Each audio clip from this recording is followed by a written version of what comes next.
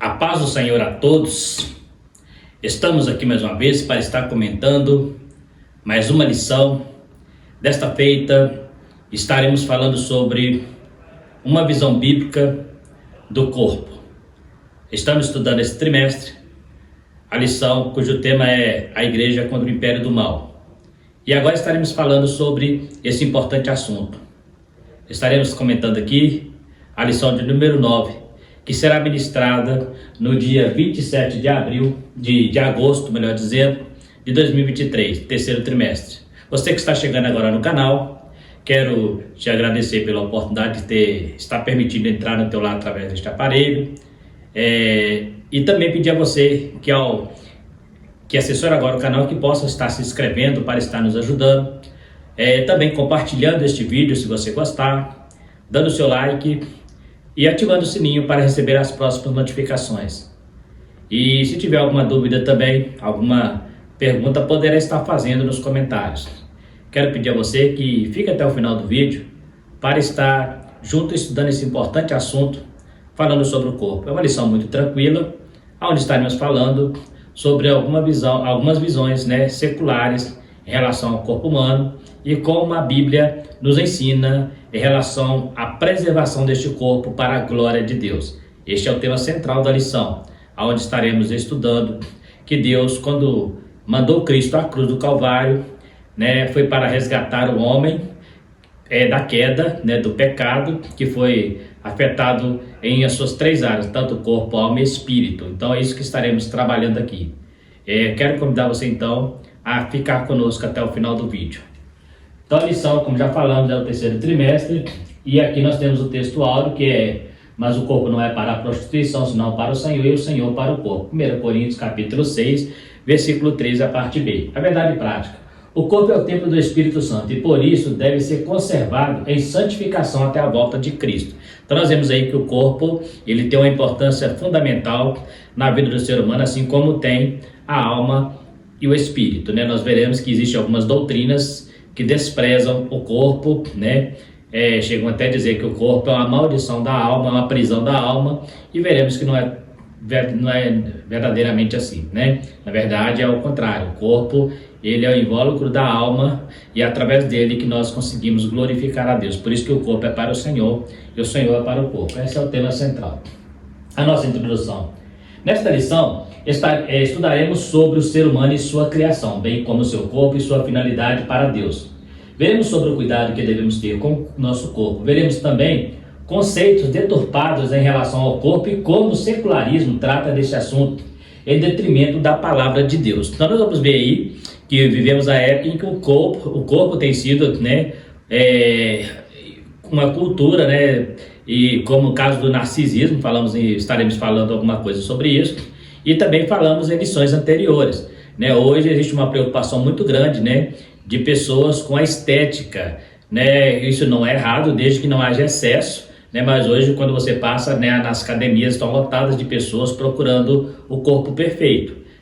Isso não é errado, desde que não há excesso, porém, muitas vezes essas pessoas não se preocupam com a parte interna, a parte espiritual, que é a alma e o espírito. Muitas vezes se dedicam muito ao corpo, porém não se dedica à parte espiritual, que é o mais importante, E, por outro lado, temos aqueles também que desprezam o corpo, acham que não tem necessidade de cuidar da saúde, e trazem sobre si, algumas dificuldades físicas, estéticas, por achar que tem que cuidar só da alma e do espírito. Então nós vamos ver que precisa ter um equilíbrio em relação a esse comportamento, Como vocês perceberam, eu voltei a estar trazendo meus comentários, No início eu comecei a redigitalizar a lição, mas estava ficando uns vídeos muito longos, então eu preferi voltar ao costume que eu estava tendo, de estar lendo a lição e fazendo comentário, merecendo os tópicos, mas trazendo o meu comentário para ficar mais fácil.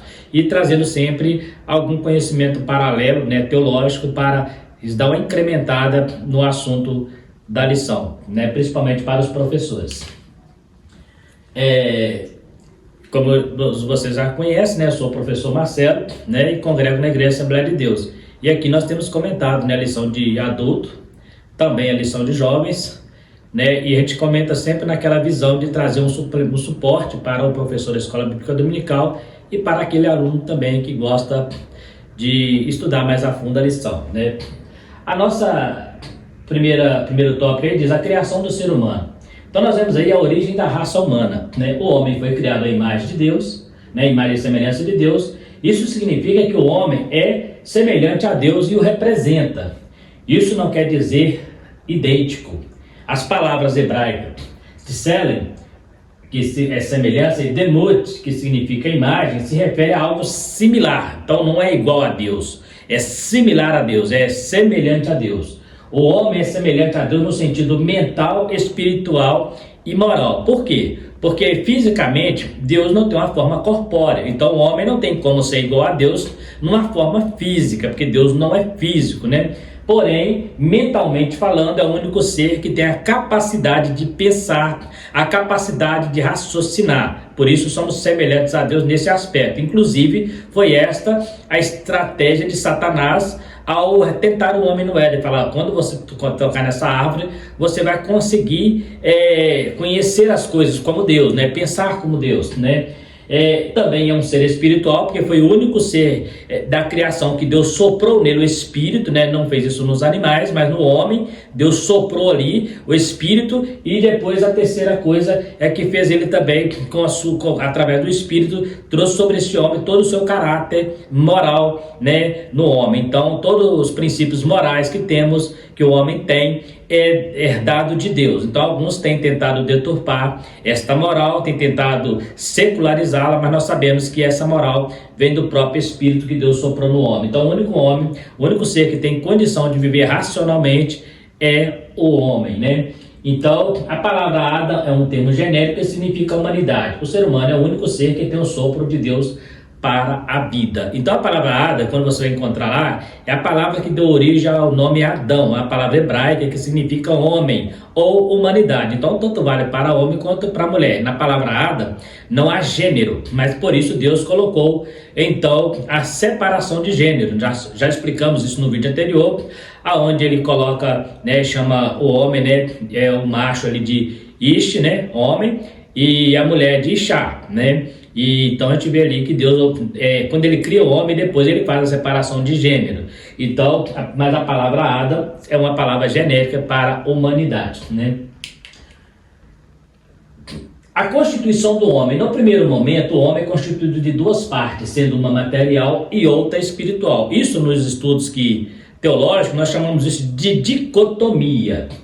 Por sua vez, a espiritual é dividida em duas partes, sendo alma e espírito. Sendo assim, o homem é composto de corpo, alma e espírito. Então nós vemos aqui a tricotomia. O que é tricotomia?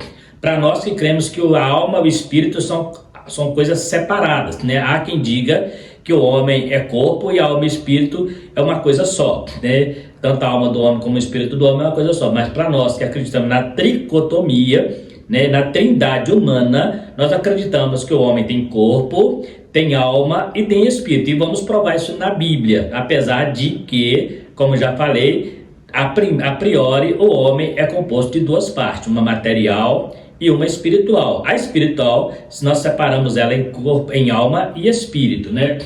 E na ressurreição será transformado, né? Paulo escreve em 1 Coríntios capítulo 15, versículo 37 a 44, falando sobre a importância desse corpo, porque o corpo é o que você semeia, né, como uma semente para depois nascer ali um corpo espiritual. Então esse corpo será transformado na ressurreição, né? Depois você pode ler lá com mais tranquilidade, 1 Coríntios capítulo 15, onde Paulo fala da ressurreição, e versículo 37 a 44, porque ali os coríntios não acreditavam na ressurreição e Paulo teve que dar um capítulo inteiro explicando sobre esse assunto. E aí ele fala que o corpo é como se fosse a semente que é semeada na terra. Primeiro semeia-se a semente para depois nascer a árvore e ali os seus frutos. Então é como se o corpo fosse a semente da alma e do espírito, né? Para que o homem se completasse. Então eu trouxe aqui, só para nós entendermos um pouquinho o que é tricotomia, né? Compreendendo cada parte. O que é então a separação do homem? Corpo, alma e espírito. Então no corpo nós temos ali os sentidos, né, que todo mundo conhece. É o olfato, né, que é o cheiro, o paladar, sentir gosto das coisas, né? O tato, que é tocar, a visão, né? E a audição. Essas são as faculdades do corpo. Então, através dessas faculdades é que nós temos contato com o mundo externo, né? E através delas também Deus se manifesta a nós. Então, é através da audição que nós ouvimos a palavra de Deus, através da visão nós enxergamos as coisas de Deus no mundo espiritual, né? Então, só a maneira que Deus se revela a nós. A alma, ela tem 3 faculdades, que são o sentimento, a vontade e razão. O sentimento no sentido, né, tudo que você sente na área emotiva, emocional, está relacionado à alma. Sua vontade, os seus desejos também estão relacionados à alma. E a sua razão, o seu raciocínio, tudo está relacionado à alma. Então, por isso que nós somos diferentes. Aí você pergunta, mas o animal, ele tem alma? O animal, ele tem alma e tem corpo. Só que a alma do animal, ela é como se fosse a vida dele. Então, quando o corpo morre, a alma também morre. A alma do animal não é eterna. Por isso, o animal, ele não tem sentimento, ele não tem vontade, não tem razão. Alguns até dizem que animal tem sentimento, mas é extinto, né? Pode estudar biologicamente que não tem sentimento, é extinto animal. O que faz a alma do homem ser diferente da alma do animal? É exatamente a faculdade do espírito, né? Que foi colocada nele. Então, quando Deus coloca o espírito no homem, esse não é o espírito de Deus, por isso eu coloquei com minúsculo, é o espírito do homem. No espírito do homem existe consciência e adoração. Então, a consciência faz com que esses sentimentos, né, esses sentimentos nos diferem da alma do animal, porque a consciência nos dá um sentimento de vontade. Nesse sentimento nós temos o sentimento de adorar a Deus, a vontade de adorar a Deus num culto racional. Paulo fala sobre isso, e também a adoração. Então, são a faculdade do Espírito, é ter consciência que existe um ser a ser adorado, e através do Espírito é que nós o adoramos. Por isso que o animal não consegue fazer isso, porque ele não tem o Espírito de Deus para o adorar. Ainda que a Bíblia diz que a natureza adora seu Criador, mas é no sentido mais genérico, né? Mas racionalmente, o único ser que pode adorar a Deus é o ser humano, porque tem consciência e tem adoração, que são faculdades do Espírito. Então é bom você gravar isso aí. Então é a maneira que nós entendemos a tricotomia. Queda e restauração humana. Com o pecado de Adão, o ecossistema foi afetado. Deus trouxe alterações na natureza. No homem, a queda atingiu todas as partes do homem, material e espiritual. Romanos 7, versículo 20 a 23, fala sobre isso, que até o corpo, né, terá que ser resgatado, porque ele também foi atingido, né? Paulo fala, há uma lei nos meus membros que luta, né, para que eu não alcance a salvação. Há uma lei no meu corpo, né? E ele fala também, quem me livrará do corpo dessa lei? Então nós temos aí, com o pecado, todo o ecossistema foi afetado. Nós vemos ali na criação, quando Adão comete pecado, a gente vê ali que Deus, então, quando ele começa a trazer ali algumas consequências do pecado sobre Adão, essas consequências também, elas atingem a natureza. Deus fala assim, agora a terra produzirá espinhos e abrolho, e o teu trabalho será mais cansativo. Então, a mulher aumentará a dor de parto, né? E sobre o suor do teu rosto comerás o teu pão. Algo que não estava no projeto inicial de Deus. O homem teria sim que trabalhar, teria que ter ali o seu momento né? Deus não criou o homem para ficar à toa no ócio lá no Éden. Não, Deus criou o homem exatamente para lavrar a terra, para cuidar. Só que Deus intensificou esse trabalho e dificultou para o homem. Então, assim, a natureza teve que também sentir a consequência, e até hoje nós temos visto aí a revolta da natureza em relação à própria humanidade, né? Quantas catástrofes, né? Isso tudo é consequência do pecado lá no Éden. Então Deus, ele terminou trazendo essa consequência também no ecossistema, onde este homem que deveria viver no paraíso pecou. Então Deus também tirou dele algumas mordomias que ele teria, né? E também atingiu no mundo espiritual, porque o homem foi criado para viver eternamente, mas a partir da queda o homem começou a adoecer, o homem começou agora a ter velhice, coisa que não existiria, e o homem então foi crescendo, e lá em Eclesiastes capítulo 12 fala que ele vai ficando velho, vai caindo, né, o cabelo, né, que chama amendoeira, cai os roedores, depois ele vai se curvando, que é os guardas da casa, e depois ele desce ao pó. Essa é agora o destino da humanidade a partir do pecado do homem. Antes, quando Deus cria o homem, a ideia é que o homem vivesse eternamente, por isso comeria da árvore da vida, que aquela árvore que dava para ele a sustentação para viver eternamente. Quando o homem peca, Deus tira esse acesso à árvore da vida para que o homem não continuasse a comer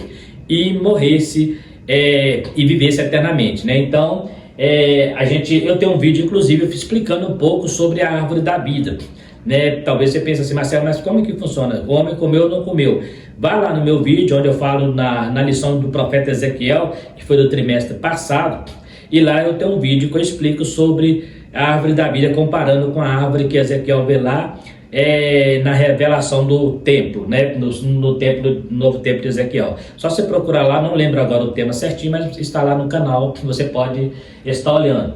E lá eu explico muito bem essa árvore da vida e comparo ela com a árvore da vida lá do milênio, né? Então nós temos aí que o homem foi afetado nas suas 3 áreas, né? Por isso Jesus veio para resgatar. Com a queda, o homem teve alteração no corpo, como cansaço, aumento da dor de parto na mulher. Já na espiritual veio a consequência do pecado na alma e no espírito, trazendo a condenação eterna, o que não fazia parte do projeto de Deus antes da queda. Por isso Deus requer a restauração em todas as áreas da vida humana. Por isso que o corpo, meu corpo, minhas regras, não é bíblico, porque o corpo pertence ao Senhor e Jesus veio para resgatá-lo. Então não pense você, né? Nós temos um movimento feminista aí que acha que pode fazer o que quiser com o corpo. E quando ela fala meu corpo, minhas regras, ela não está falando somente da questão da gravidez, mas da prostituição, das drogas, né? E isso vale até para cristão também, porque a gente fica criticando muito vícios, né? Bebida alcoólica e drogas, mas quando você come demais também é pecado.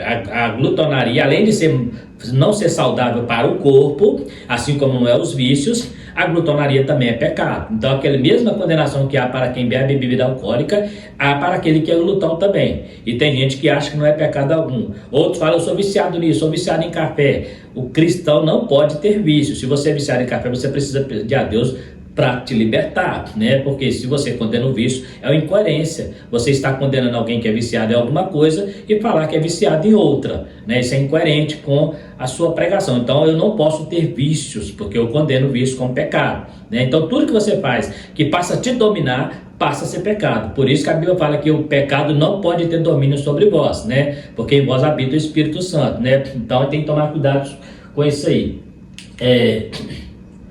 A visão bíblica do corpo, parte exterior do homem. No hebraico aparece a palavra bazar, que significa carne. Lá no hebraico aparece 14 vezes palavras no hebraico referindo a corpo, só que lá se fala em barriga, em braços, em pernas, né?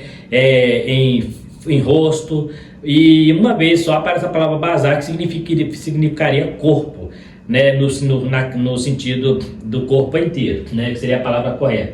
Já no grego nós temos a palavra soma, é um termo que se refere à parte exterior do homem, aparece 130 vezes e é usado no Novo Testamento, é usada para identificar tanto o corpo de humano, animais e até plantas e até corpos celestes. Então lá no grego a palavra soma não é só para o corpo humano, ela é para corpo de animal, corpo celeste, para falar corpo celeste, corpo terrestre. A palavra que aparece ali no grego é soma, né? E aí tem uma outra palavra também que nós conhecemos, que é a palavra sax, né?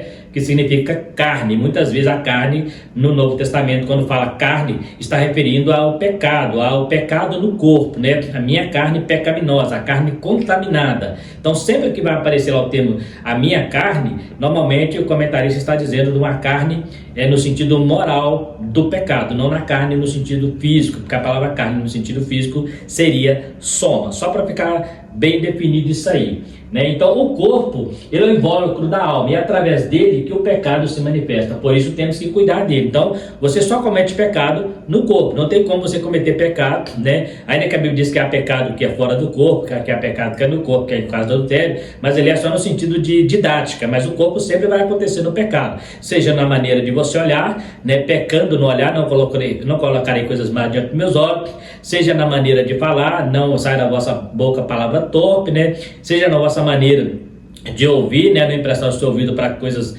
que não glorificam a Deus, na maneira do tato, não pôr a mão naquilo que Deus não te autorizou, né? E vai por aí afora. Então sempre o pecado, ele vai contaminar a tua alma, o teu espírito através do corpo. Da mesma forma, a bênção de Deus, a unção de Deus, as coisas de Deus também vai ser através do corpo. Então, através do corpo que Deus comunica com o seu espírito, através do corpo que Deus comunica com a tua alma. Então, o corpo, ele é o canal, tanto para de dentro para fora, quanto de fora para dentro. De fora para dentro, você comunica com o externo, de fora para dentro, melhor dizendo, de fora para dentro, você comunica com o interno. Então, Deus vem através do seu corpo. E de dentro para fora, você comunica com o mundo externo. Então, o corpo é como se fosse uma ponte entre o mundo físico e o mundo espiritual. E neste mundo físico, nós temos o mal e temos o bem, né? Que é Deus que está aqui, né? Ele sendo espiritual, mas é através do mundo físico, ele comunica com você. Então, Deus não tem como para ele ir direto na tua alma, você precisa ter um corpo, né? Não precisa, porque é a maneira, porque a alma está no corpo. Então, por isso que eu falo que no mundo físico tem o bem e o mal, né?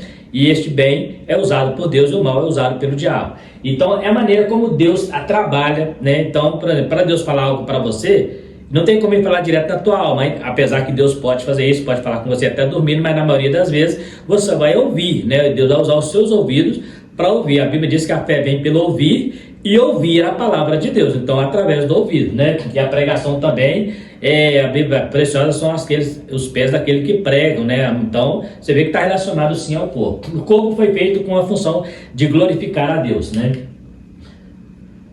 E outra coisa interessante que a Bíblia chama ele também de templo do Espírito, né? Se é templo do Espírito, eu não posso deixar que esse templo seja contaminado, eu não posso deixar que o pecado entre neste lugar, porque é um lugar aonde Deus está presente, Deus habita no corpo do cristão. E quando o cristão comete pecado, Deus sai e o diabo entra. A Bíblia diz que o diabo sai de uma casa, anda por lugares vagos. Se ele voltar e achar a casa vazia, ele volta com mais 7 e aquele estado daquela pessoa fica pior. Mas quando você entrega a sua vida para Jesus, ele entra no teu espírito, né? Ele entra na tua alma e automaticamente ele entra no teu corpo, porque o teu corpo, como é invólucro da alma, através dessa carcaça que seria o templo, Deus está lá dentro, no seu espírito e na sua alma. Então ele é o templo do Espírito, por isso ele tem que ser preservado. Assim como o invólucro da alma é também templo do Espírito.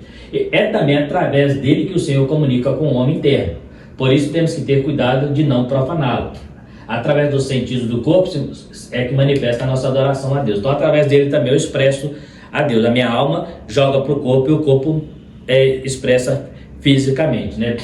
Quando você diz, por exemplo, glória a Deus, muitas vezes nem sempre tem a ver com o espírito, tem a ver com a tua alma, com o sentimento, né? Com a emoção. Então você fala, por exemplo, tem gente que é na igreja, um é mais eufórico, grita mais, pula mais, outro é mais tranquilo. Não quer dizer que um adora mais que o outro, são maneiras que a alma de cada um se manifesta. É igual, por exemplo, quem torce para time de futebol. Tem aquele torcedor fanático que quando o time dele faz um gol, ele entra ao delírio. Já tem aquele que também fica feliz, mas é mais controlado. São estágios de cada ser humano, né? Então, a glorificação na ressurreição. Apesar de ser um mistério, é esse corpo que será glorificado. E é claro que na glorificação não se sabe qual será a nossa forma corpórea. Isso é um mistério, né? Uma vez que somos diferentes fisicamente e também no gênero. Por que eu coloquei isso aqui? Porque de uma pessoa para outra não há, né, somos diferentes. Até os gêmeos têm alguma coisa que são diferentes. E tem a questão do gênero, homem e mulher, né? E tem também a questão da idade, crianças, jovens, velhos, né? Então, como será isso na eternidade? A criança que morreu criança vai continuar criança, que morreu velho vai continuar velho, que morreu jovem vai continuar jovem, a mulher vai continuar mulher, o homem vai continuar homem. Não tem aquela maneira de dizer assim, quando eu chegar lá no céu vou ver meu pai, vou ver minha mãe, tem uma música lá, verei Abraão, Isaac e Jacó. Mas como será isso? Isso é um grande mistério, né? Os laços sanguíneos também não existirão no novo corpo, seremos como anjos. Jesus foi muito claro quando perguntava para ele, um homem casou com uma mulher, este homem morreu. Ela casa com outro homem, ele morreu também, e foi assim até o 7º, lá no céu. De quem ela será esposa? Jesus falou assim, olha, lá no céu ela não será esposa de nenhum deles, porque lá no céu não casam e não dão em casamento, porque os anjos são assexuados e nós seremos semelhantes aos anjos. Lá não existe homem e nem mulher, né? Isso derruba inclusive aquela teoria de que os anjos, filhos de Deus, tiveram relação sexual com a filha dos homens, que tem lá em Gênesis, né? Eu tenho um vídeo também que eu explico um pouco sobre isso, sobre a questão dos nefilis, né? Mas o homem, quando o homem morre, minha mãe, por exemplo, meu pai lá no céu, não serão minha mãe nem serão meu pai. Por quê? Porque eles são meus pais aqui com laço sanguíneo. Mas a alma que eles têm, o espírito que eles têm, ainda que o corpo deles será transformado, esse laço sanguíneo não existirá. Jesus falou, foi muito claro.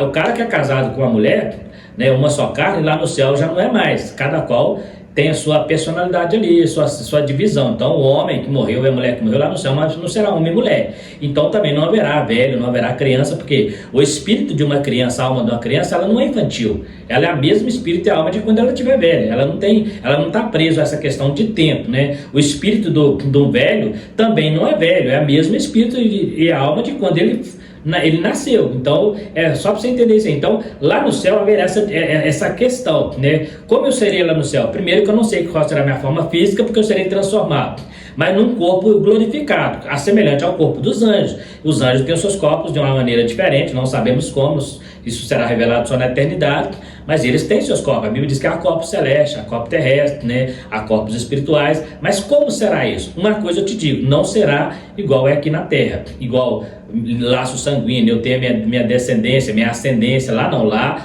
quando Deus me criou, a minha alma e meu espírito, né, e colocou neste corpo, meus pais geraram o corpo, então tem esse laço sanguíneo, mas a alma e o espírito foi Deus quem deu, não foi gerado por ninguém. Então por isso que não há, meus filhos lá no céu não serão meus filhos, né? E isso é uma história interessante, a gente precisa até pensar nisso, porque existe aquela ideia, se a minha mãe for para o inferno, será que ela vai lembrar que eu estou lá no céu e vai ficar sofrendo? Quem vai para o inferno é a alma e o espírito, aquela alma e o espírito não é mãe da alma e do espírito que foi lá para o céu, só para você entender um pouquinho isso aí, né? Então como será isso aí? Será um mistério.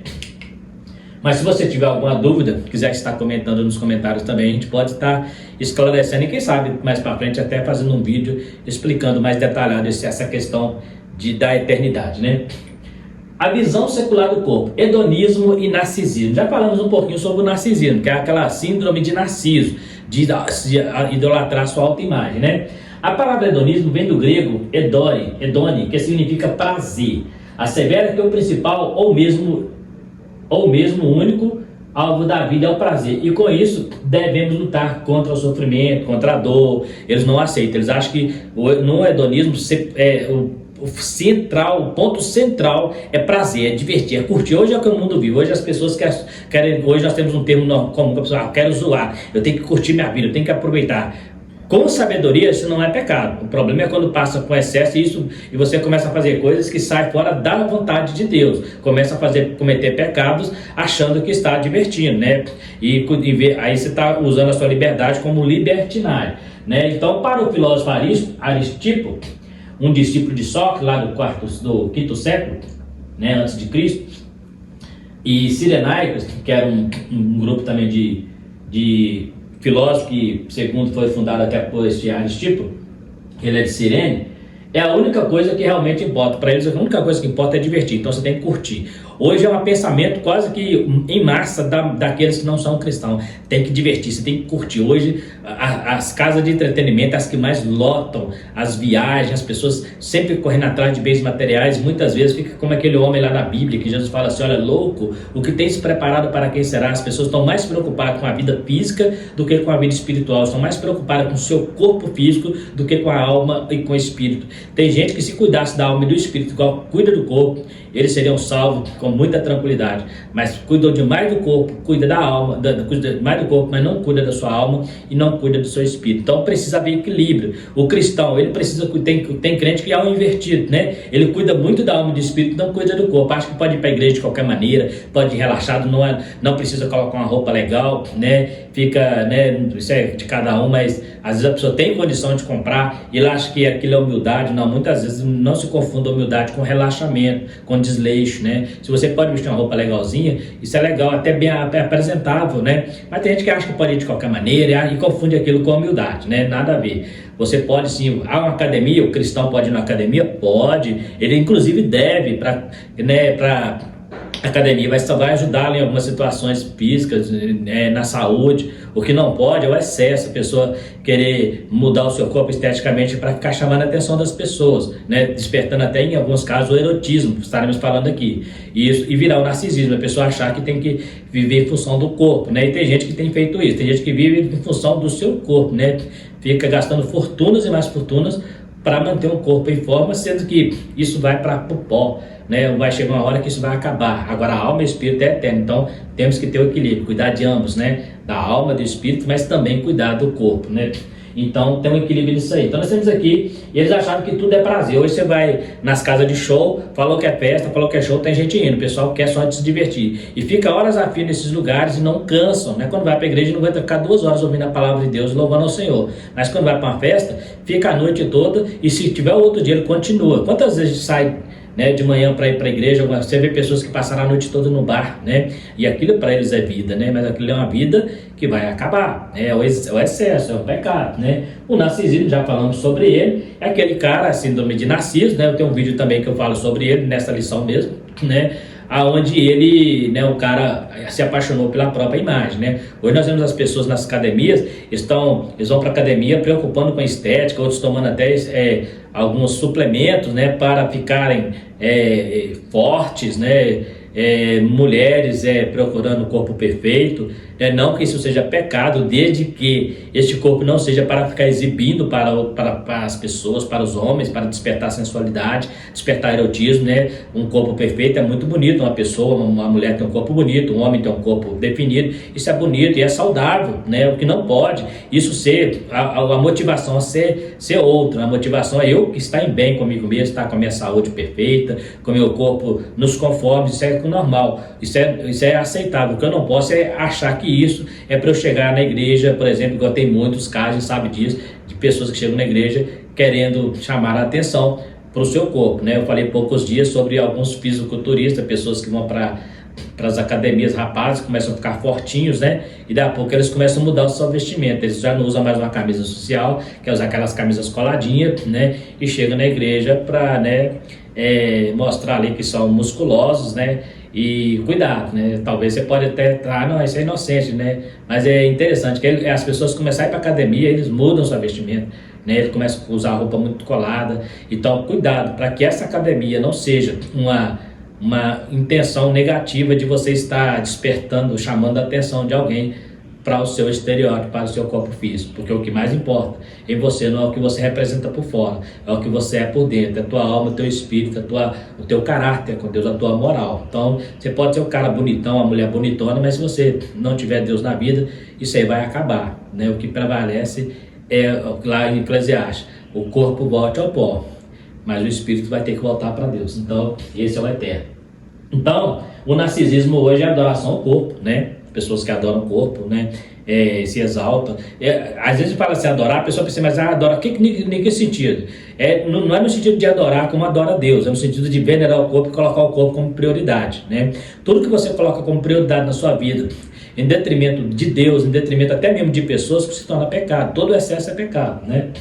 Então, tanto é na bebida, como nós falamos, na comida, na alimentação. O crente chega no restaurante e acha que tem que comer mais do que todo mundo, porque, né, tem que comer, porque acho que não é pecado. É pecado, né? É pecado. Se crente morrer de glutonaria, vai para o inferno igual o cara que bebe bebida alcoólica, fica embriagado. Então, nós temos que ter cuidado, né? Pensa bem, você que é cristão, chegou numa festa, não vai que você acha que tem que comer tudo, não. Seja moderado, porque é um pecado que você está cometendo. Está comendo demais, né? Você está comendo além da conta. E se gaba disso, tem gente que ainda se gaba, né? Pega aqueles pratos de comida que você quase não consegue ver a pessoa atrás do prato. E ele está comendo e tal, e acha o máximo, né?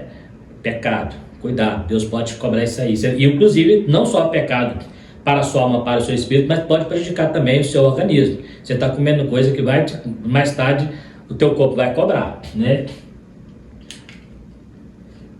Erotização e libertinagem. A erotização tem sido uma forma pecaminosa em expor o corpo de forma a despertar admiração e desejos pecaminosos. Então é isso que eu acabei de falar aqui. A mulher vai para a academia, fica com o corpo bonito, daqui a pouco ela muda toda a sua vestimenta, começa a andar na rua com aquelas roupas que modelam o corpo todinho, né? As famosas calças leg, aquelas blusinhas coladinhas, e ali vai passar, os homens vão ver mesmo, vão chamar a atenção, e isso que elas querem, né? Inclusive as servas de Deus que vão para a academia, tenha cuidado com esse comportamento, cuidado para você não estar despertando em homens desejos sexuais, erotismo, porque você está pecando e fazendo eles pecar. E na igreja muito mais, já teve pessoas, irmãs que vão para a igreja, jovens, né? Que conheci casos, já vi casos de irmãs que vão para a igreja, e às vezes ela tem um corpo bonito, e ela vai ali, né? Pouco tempo atrás eu estava num culto onde uma menina subiu para cantar, ela estava com um vestido tão colado e curto que estava incomodando os obreiros, né? Quem fala, os obreiros é tudo pecaminosa, não. Ela que estava provocando a situação. E ali estava cheio de homens, entende? Uma menina nova. Então, assim, temos que tomar cuidado com a nossa postura, com a nossa vestimenta. Se tem um caso também, pouco tempo, de um rapaz que foi cantar numa igreja, que estava com a calça tão colada, que estava mostrando as suas partes íntimas, né? E estava incomodando. Algumas irmãs chegou até a comentar que estava indecente. E um cantor, né? Então, cuidado. Essas calças coladas demais de Zé de Camargo e Luciano, o pessoal brinca aí, né? Que era a moda que eles lançou. E fica mostrando seus órgãos, né? Seus órgãos genitais, suas partes íntimas ali, diante do público. Para eles lá, eles querem aquilo mesmo. Mas o cristão não. O cristão tem que ter postura. A sua roupa não pode mostrar suas partes, não. A sua roupa tem que refletir o seu caráter, não a sua intimidade, o seu erotismo, né? Então, é isso que está dizendo aqui, ó. Hoje, inclusive, é comum também em homens, acabei de citar aqui. É um perigo quando o que deveria ser um cuidado passa a ser uma cultura à libertinagem. Quando o cuidado com o corpo traz outra função que não seja a saúde, pode estar fora da vontade de Deus. Então você está tendo cuidado, mas não é saúde, está querendo exibir seu corpo, mostrar que você, né, é perfeito e mostrar isso para as pessoas, né? Você pode estar cometendo algo contra a vontade de Deus, porque essa não é a função. A função do corpo é se manter saudável e preservado para a volta do Senhor, né, para que seja transformado, né? Então, todo excesso é pecado, né? Liberdade e autonomia. Dotado de livre-arbítrio e autonomia, o homem pode tomar suas próprias decisões em relação ao corpo, é fato, né? Porém, todas as nossas escolhas erradas, fora dos padrões bíblicos, trará consequências que podem ser físicas e principalmente espirituais. Então, pode fazer o que você quiser com o seu corpo, porém, as consequências, a cobrança virá, tanto no mundo físico, dependendo do que você está fazendo. O cara que mexe com as drogas, quem não conhece uma pessoa que viveu muito tempo na droga e foi para a igreja, e até hoje ele sofre consequências do efeito da droga, né? Atrofiou o cérebro em alguma coisa, né? Pessoas que eram viciadas em bebida alcoólica, que foi para a igreja cheia de doenças e não foi curado, né? E então, assim, traz consequências. Pessoas que comeram demais, né? E injetou muita comida que não era saudável. Hoje ele trata, tem doenças, né? Tipo gastrite, né? E muitas outras doenças que foram afetadas por causa da má alimentação. Então, e no mundo espiritual também, porque se você está deteriorando o teu corpo, se você está deteriorando o templo do Espírito Santo, e Deus vai cobrar, né? Então, todas as escolhas erradas trazem consequências. Que semeia na carne, colherá corrupção. Então, se você semeia também, usa seu corpo para pecar, usa seu corpo para prostituição, usa seu corpo para coisas que não agradam a Deus, você está semeando na carne. E através desse semear na carne, você vai matar a tua alma e o teu espírito. Olha que consequência gravíssima. Essa é a pior de todas. Porque uma coisa é você matar o seu corpo e morrer, mas morrer salvo. Outra coisa é morrer sem a salvação por causa do corpo. Porque o adultério, por exemplo, a prostituição é no corpo, né? O pecado acontece no corpo e o pecado joga a tua alma. Por isso que a Bíblia fala que a carne milita contra o espírito e o espírito contra a carne, porque a carne puxa o homem para o inferno, o espírito puxa o homem para Deus. Então, se você semeia no corpo você vai colher corrupção. Então, vigia isso aí. Meu corpo, posso fazer dele o que eu quero? Não pode. O corpo é para glorificar a Deus. Se saiu dessa função, né, está errado, né? Existencialismo ateu, o movimento do século XIX, entende a vida e a existência como um importante acúmulo de conhecimento. Que tem a ver no século XIX sobre a cultura do conhecimento, você tem que conhecer todas as coisas, né? Então, chama o existencialismo ateu. Então, é uma cultura filosófica, né? A nossa lição está falando sobre isso. Depois você pode ler com mais tranquilidade, né? Do século XIX.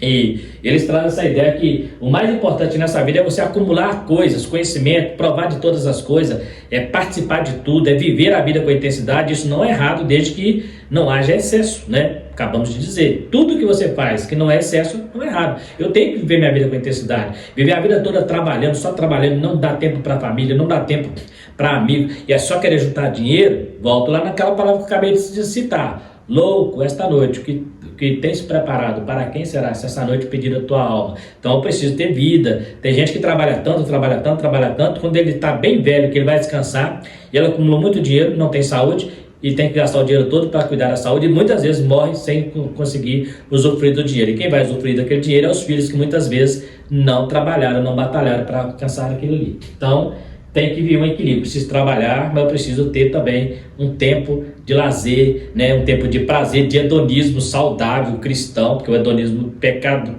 o hedonismo no pecado é quando ele é exagerado. Mas hedonismo significa prazer no grego. Eu tenho que ter esse momento também de divertir. Eu fui criado numa época, né, quando eu me converti, que a mentalidade das pessoas que você tinha que ir só para a igreja, só para a igreja, você não podia ir para lugar nenhum, você não podia nem ir em parque municipal, para você ter ideia, né? Eles achavam que era pecado, você tinha que ir só de igreja. Quando a minha cabeça foi abrir, já era tarde, eu perdi muita coisa da minha vida por causa disso, né? A igreja, na minha época, há mais de 30 anos atrás, pentecostal, eles viviam meio que o puritanismo, né? Nós temos muita herança do puritanismo, e o puritanismo ensinou isso, que você tem que só viver espiritualmente. Falta pouco eu te colocar no monte como monge, ficar ali para afastar de tudo, né? E depois você vai descobrindo que não era assim. A Bíblia fala que você tem que viver a tua vida com intensidade, viver a vida com a mulher da tua juventude, né? A única coisa que a Bíblia fala é que Deus vai te pedir conta daquilo que você faz, né? Mas aí você tem que viver assim. Tem gente, não, eu tenho que ficar só na igreja. Não, vai passear com a família, vai curtir a vida, vai curtir filhos, né? Tirar um dia, quem sabe, um dia de domingos. Não, tem aquela mentalidade que eu tenho que estar na igreja todo domingo. Não, eu posso tirar um domingo, falar, pastor, hoje eu não vou na igreja, não vou no culto não. Hoje eu quero ficar com a minha família, eu quero passear, eu quero curtir minha família hoje. Entendeu? Não preciso, porque não é pecado, né? Até porque a adoração não depende da igreja, não é o templo, você que é o templo. Então, você vai para um lugar, se divertir, né? Vai, divirta, curta a vida com sabedoria, com santidade, né? Nesta lição aprendemos uma visão bíblica do corpo e uma visão secular do mesmo. Aprendemos que deve ser preservado e cuidado, não como forma de exibicionismo, mas de conservação para a glória de Deus. O corpo, alma e espírito deve ser preservado, cada um na sua ordem, porque corpo, alma e espírito, eu devo preservar meu corpo, né? E a minha alma, meu espírito eu preservo na presença de Deus, buscando conhecimento, buscando a presença de Deus. Então eu tenho que preservar as duas coisas. Eu tenho que manter uma vida saudável, uma vida física, mas também eu tenho que ter uma vida espiritual saudável. Não adianta eu ter um corpo saudável e minha alma, meu espírito não está saudável, está doente. E por outro lado, não adianta também eu ter só uma vida saudável no mundo espiritual e meu corpo está adoecendo e eu achar que isso é normal. Porque uma das coisas que o gnosticismo pregava, e já existia no tempo de João, é que o corpo tem que ser massacrado, porque segundo ideias de Platão, o corpo é como se fosse a prisão da alma, como se Deus tivesse dado o corpo para castigar a alma, né? Então tem que massacrar o corpo, mesmo que o corpo não tem valor nenhum. Então o gnosticismo, uma parte do gnosticismo, ele ensina isso, que você pode fazer o que você quiser com o seu corpo, porque não tem valor algum. O que vale é o homem, é pro lado de dentro. Na verdade, biblicamente, Deus mostra que o homem tem valor tanto físico quanto espiritual. Então, não seguimos essa ideia, não concordamos e refutamos ela pela palavra de Deus, que fala, sendo preservado para Deus corpo, alma e espírito. Então, essa é a nossa lição, onde aprendemos um pouco mais sobre a questão do corpo. Eu quero agradecer você que ficou até o final do vídeo, né? Muito obrigado por ter ficado com a gente aqui. E voltar a pedir a você, né? Se inscreva no canal para estar nos ajudando. Você que está chegando aqui, chegou pela primeira vez, né, ficou conhecendo agora. Também, se você gostou do vídeo, compartilhe, né, para alguém que você conheça, para nos ajudar, para que possamos divulgar com mais ênfase esse canal, né. E também dê o like, né, o likezinho é muito importante para nós, não custa nada você chegar ali e dar um likezinho, né, é só dar uma clicada ali e vai dar um joinha lá para nós, né. E também ativar o sininho, porque se você gostou, você vai continuar recebendo as notificações das próximas aulas. No mais, eu quero agradecer a todos vocês que ficaram até o final do vídeo. Fiquem todos com Deus e até a próxima lição, querendo Deus.